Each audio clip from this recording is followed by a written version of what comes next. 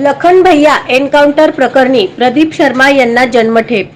वादग्रस्त माजी पोलीस अधिकारी व मनसुख हिरेन हत्या प्रकरणातील आरोपी असलेले एन्काउंटर स्पेशालिस्ट प्रदीप शर्मा यांना मुंबई उच्च न्यायालयाने जन्मठेपेची शिक्षा सुनावली आहे। लखन भैया बनावट एन्काउंटर प्रकरणात प्रदीप शर्मांना दोषी ठरवण्यात आले आहे। न्यायमूर्ती गौरी गोडसे आणि रेवती डेरे यांच्या खंडपीठाने हा निर्णय दिला। या प्रकरणातला निकाल राखून ठेवण्यात आला होता।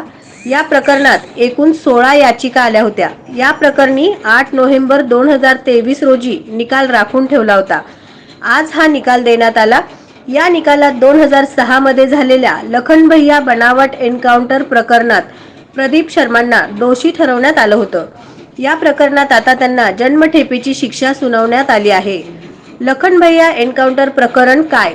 राम नारायण गुप्ता उर्फ लखन भैया हा गँगस्टर अंडरवर्ल्ड डॉन छोटा राजनचा जवळचा हस्तक होता। मुंबईत तो छोटा राजनसाठी काम करत होता। प्रदीप शर्मा आणि त्याच्या पथकाकडून लखन भैयाला वाशी या ठिकाणाहून उचलण्यात आले। त्यावेळी त्याच्याबरोबर अनिल भेडा हा व्यक्ती होता। याच दिवशी संध्याकाळी मुंबईतल्या वर्सावा या ठिकाणी असलेल्या नाना नानी पार्कमध्ये लखन भैयाचे एन्काउंटर करण्यात आले।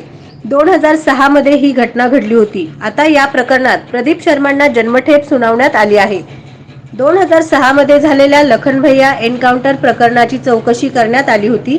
त्यानंतर ती चकमक बनावट असल्याचं SIT चौकशीत उघड झालं होतं। या प्रकरणी मुंबई पोलीस दलातील 13 अधिकारी आणि पोलिसांना अटक करण्यात आली होती। त्यात प्रदीप शर्मांचाही समावेश होता। त्यानंतर 2008 मध्ये